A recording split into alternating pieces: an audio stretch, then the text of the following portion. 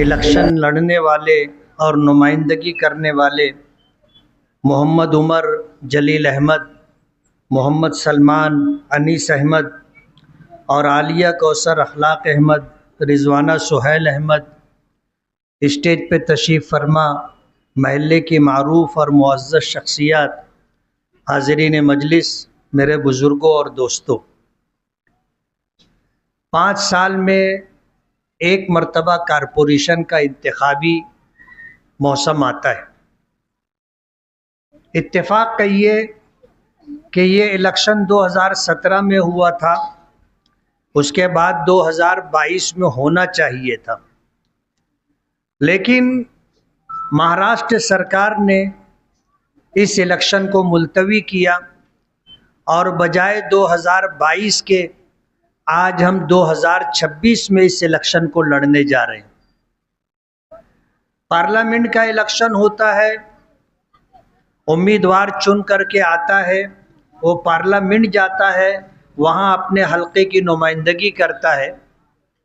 एक एमएलए चुन करके आता है, वो बम्बई जाता है, असम्बली में अपने हल्के की नुमाइंदगी करता है। पार्लियामेंट हो या असम्बली हो, ये कानून साज इदारा है। यहाँ जाने वाले जो अफराद होते हैं, सरकार की तरफ से जो कवानीन बनते हैं पूरे स्टेट के लिए, पूरे महाराष्ट्र के लिए, उस कानून पर चर्चा होती है और उसमें फिर बाहमी मशवरे और चर्चे के बाद जो तब्दीली कमी बेशी करनी होती है वो होती है। लेकिन किसी इलाके की तामीर और तरक्की, ये दर हकीकत अगर हल्का कारपोरेशन का है तो कारपोरेशन की जिम्मेदारी है। जितने लोग कारपोरेशन की हुदूद में रहते, वो अपनी मेहनत की कमाई से टैक्स भरते हैं और वही टैक्स कारपोरेशन हुदूद में रहने वाले लोगों की तामीर और तरक्की के लिए इस्तेमाल होता है। लेकिन दुख के साथ ये बात कहना पड़ रहा है कि आज नहीं बल्कि तकरीबन 20-25 सालों से जो लोग कारपोरेशन में बरसरे इक़्तिदार रहे, आप अगर आखिर का ज़माना देखोगे तो 10 साल जो है आज की इस्लाम पार्टी और कल की कांग्रेस पार्टी ये बरसरे इक़्तिदार रही और फ़िरका परस्तों के साथ मिल कर के इक़्तिदार में रही।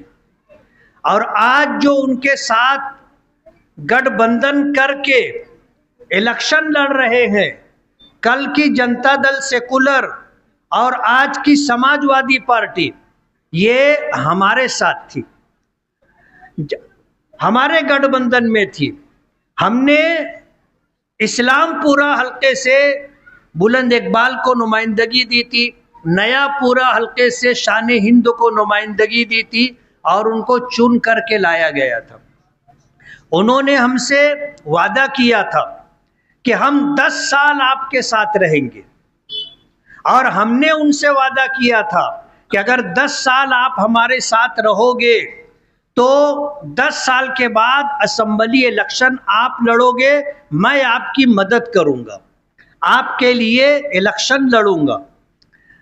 लेकिन कहते हैं कि नए फकीर को भीख की जल्दी रहती है।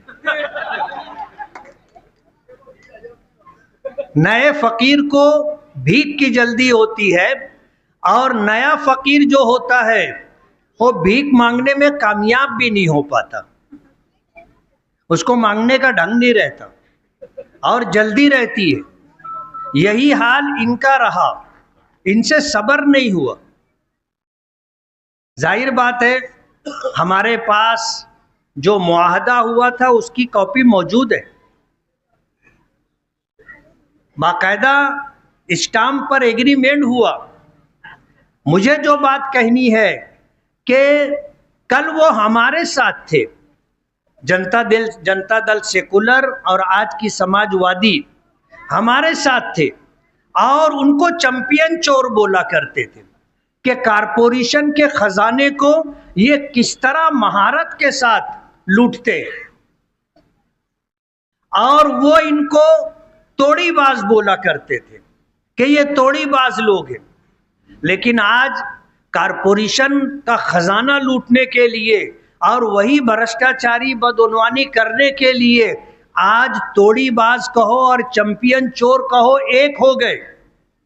और जो बात मुझे कहनी है कि तामीर और तरक्की का जो मसला है वो कारपोरेशन से जुड़ा हुआ है, और ये वही शख्स करेगा जिसको तामीर तरक्की के तई फिक्र होगी। अब इनका हाल ये है कि ये जहां से एक मर्तबा इलेक्शन लड़ते हैं 5 साल में अपनी शक्ल भी नहीं दिखाते, कोई काम भी नहीं करते, तो दोबारा उस वार्ड से इलेक्शन लड़ने की इनकी हिम्मत नहीं है। इससे पहले उन्होंने जहां से इलेक्शन लड़ा था वो एरिया छोड़ दिया, यहां इलेक्शन लड़ने आए। अब जब यहां इलेक्शन आया है तो अब एरिया छोड़ करके वार्ड नंबर 3 में और वार्ड नंबर 7 में चले गए। अगर आपने काम किया है और वार्ड की आवाम आपसे मुतमईन है तो आपको उसी वार्ड में इलेक्शन लड़ना चाहिए जहां से आप कारपोरेटर थे। लेकिन इनका मकसद कुछ और है, इनका प्रोग्राम कुछ और है। आज इस मौके पर मैं शहर की आवाम का और ख़ास तौर पर नयापुरे की इस पूरे पैनल की आवाम का शुक्रिया अदा करूंगा कि इन्होंने असेंबली इलेक्शन में मेरी तरफ से जो कोशिश होनी चाहिए थी असेंबली इलेक्शन में प्रचार की। अपनी बीमारी की वजह से मैं प्रचार में उस हद तक नहीं जा सका था, लेकिन मेरी माओं ने, बहनों ने, नौजवानों ने, मेरे बुजुर्गों और सरपरस्तों ने दिल खोल करके वोट दिया, और सामने वालों के 1000 जतन के बाद भी अल्लाह पाक ने मुझे कामयाबी दी। अब मैं मालेगांव की आवाम से ये गुजारिश करना चाहता हूँ कि आपने मुझे नुमाइंदगी दी, खिदमत का काम करने का मौका दिया, असेंबली तक आपके ताउन से, आपके वोटों की बदौलत मैं पहुंचा हूं।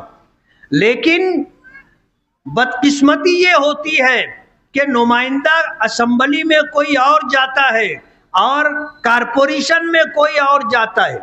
होता ये है कि कहते ना बंदर बाट होता है, एक बंदर होता है, उसको रोटी की तकसीम के लिए जिम्मेदारी दे दी जाती है। वो रोटी 2 टुकड़ा करता है और उसको तराजू में रखता है, तो एक पल्ला झुक जाता, जिधर का पल्ला झुक जाता उधर की रोटी उठाकर थोड़ी सी खा लेता, और फिर रखता तो इधर का पल्ला झुक जाता। अब इधर का जब पल्ला झुका तो ये इधर से रोटी उठा करके फिर खाता, तो फिर इधर का पल्ला झुक जाता, पूरी रोटी वो अकेला खा जाता।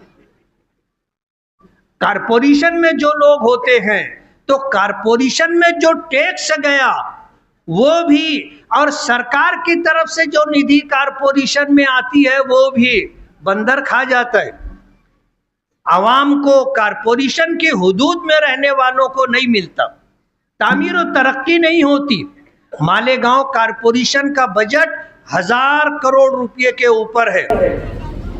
अगर ईमानदारी के साथ 200 करोड़ रुपया भी कारपोरेशन हुदूद में रहने वाले लोगों की बुनियादी जरूरियात जैसे पीने का, इस्तेमाल का साफ पानी है, साफ सफाई है, लाइट है, बिजली है और ठंडे पानी की निकासी है, और क्लिनिक और हॉस्पिटल के जरिए बीमार लोगों का इलाज और मुआवजा है, अगर इस पर ईमानदारी से सही मानों में 200 करोड़ रुपया अगर साल का खर्च किया गया तो आप यकीन मानिए मालेगांव में काम करने की जगह नहीं रहेगी। 200 करोड़ रुपया किसको कहते हैं? लेकिन होता यह है कि जो लोग वहां बैठते हैं वो लोग कभी शहर की तामीर और तरक्की की बात नहीं करते। गली से लेकर दिल्ली तक उनकी सरकार रही, तब भी उन्होंने काम नहीं किया, और पार्टी से जब हकाल पट्टी हो गई उसके बाद क्या काम करेंगे? जब सब कुछ उनके पास था उन्होंने नहीं किया, अब जब उनके पास कुछ नहीं है तो क्या करेंगे? आज उनका मुद्दा ये है कि हम फिरका परस्ती के खिलाफ इलेक्शन लड़ रहे हैं। तो मेरा कहना है फिरका परस्त नदी के उस पार है, नदी के इस पार नहीं है। आपको इलेक्शन लड़ना है फिरका परस्ती के खिलाफ तो नदी के उस पार जाओ, शिवसेना और बीजेपी के खिलाफ इलेक्शन लड़ो। लेकिन हम यकीन के साथ जानते हैं और सबूतों के साथ बता सकते हैं कि असेंबली इलेक्शन में भी ये फिरका परस्तों की मदद से इलेक्शन लड़ रहे थे और कारपोरेशन इलेक्शन में भी ये किसको किसको फोन करते हैं कि हम चुन करके आएंगे तो आपके साथ रहेंगे, आप हमारी माली मदद करो, हम पैसे के बलबूते पर इलेक्शन लड़ेंगे और चुन करके आएंगे तो आपके साथ रहेंगे। इल्जाम ये हमको देते, लेकिन हमें मालूम है ये किससे किससे फोन पर बात करते। हम सबूत और शवाहिद के साथ आने वाले जलसों में आवाम के सामने इस बात को रखेंगे। इसलिए अगर आपने हमें असेंबली पहुंचाया है तो हम ये चाहते हैं कि यहाँ कारपोरेशन में भी ऑल इंडिया मजलिस इत्तेहादुल मुस्लिमीन का मेयर बैठे और उसके लिए जरूरी ये है कि आप हमें 43, 44, 45 सीटें चुन करके दें। आप इतनी सीट हमें चुन करके दे देंगे, हमें मेयर बनाने में किसी की मदद की जरूरत नहीं होगी। हम तने तनहा ऑल इंडिया मजलिस इत्तेहादुल मुस्लिमीन का मेयर बिठाएंगे। मालेगांव और खास तौर पर नयापुरा और इस पैनल के तमाम ही वोटरों से मैं कहना चाहूंगा कि एक एक वार्ड में इन्होंने 500 बोगस आईडी कार्ड बनाए हैं। पूरे पैनल में 2000 बोगस आईडी बना के इन्होंने रखा है। मैं ये गुजारिश करूंगा कि सुबह की अव्वलीन सातों में आप जाकर के वोट दे दें। इनका प्रोग्राम है 7 बजे से 10 बजे तक। और इंडिया मजलिस इत्तेहादुल मुस्लिमीन के वोटर और खास तौर पर हमारी बिरादरी से ताल्लुक रखने वाली माओ और बहनों का वोट ये गिरा देंगे। बेदार रहने की जरूरत है और अगर खुदा न खास्ता आपका वोट गिर गया, बोगस वोट किसी ने डाल दिया, तो टेंडर वोट डाले बगैर वहां से हटना नहीं। जिस पोलिंग बूथ के ऊपर 15 से ज्यादा टेंडर वोट डाला जाएगा उन तमाम ऑफिसरों की इंक्वायरी लग जाएगी। आप इतना करोगे, अब सारे ऑफिसरान काम उनके खड़े हो जाएंगे कि अगर वो 5 बजे के बाद आइए। वो नहीं चाहते कि टेंडर वोट पड़े, लेकिन आप टेंडर वोट डालिए। अगर टेंडर वोट पड़ेगा तो वो बोगस वोट डालने नहीं देंगे, करेंगे। ये काम पोलिंग बूथ पर जो एजेंट बैठते हैं वहां पर आप खवातीन को बैठाइए जो बोगस वोट देने के लिए लेडीज बुर्का बदल बदल करके आती हैं। उनका चेहरा खोल नकाब उठा करके लेडीज पोलिंग एजेंट होगी वो देख सकती है। जाहिर बात है अगर जेंट्स से बैठा है उसने कहा कि भाई ये बोगस है तो वो लड़ने लग जाते, चिल्ला पुकार करने लग जाते। इसलिए आप लेडीज पोलिंग एजेंट रखिए, चाहे एक रखिए, मगर ये कि वो रहे और वो देखे आपका बोगस वोट नहीं गिरना चाहिए। और अल्लाह का एहसान है हम तो ओरिजिनल वोटों से चुन करके आते हैं ना, हमको बोगस वोटों की जरूरत नहीं है। बोगस वोट वाले हजारों की तादाद में बोगस वोट डाले और डलवाए, उसके बाद भी हार गए। आप यादी में अपना नाम ढूंढने जाओगे तो बहुत मुश्किल से मिलेगा। इलेक्शन हो गया, ये कहते हैं 42,831 बोगस वोट है, इन्हीं लोगों ने बढ़वाया था। इनको पता है, इनके पास पहले से यादी में जितने बोगस वोट डाले गए हैं उसकी लिस्ट है, इसलिए इनको पता है। 2019 में इलेक्शन हारे तो इन्होंने वोट कटवाए थे और अभी जब 2024 में इलेक्शन हारे फिर इन्होंने 42,831 बोगस वोट काटने के लिए मराठा दरबार में प्रेस कॉन्फ्रेंस ली और वहां से वोट कटवाने के लिए जुलूस निकाला तो कव्वाली के साथ, ढोल ताशे के साथ निकले। ये कहते हैं कि हम एसआईटी में आपकी मदद करेंगे।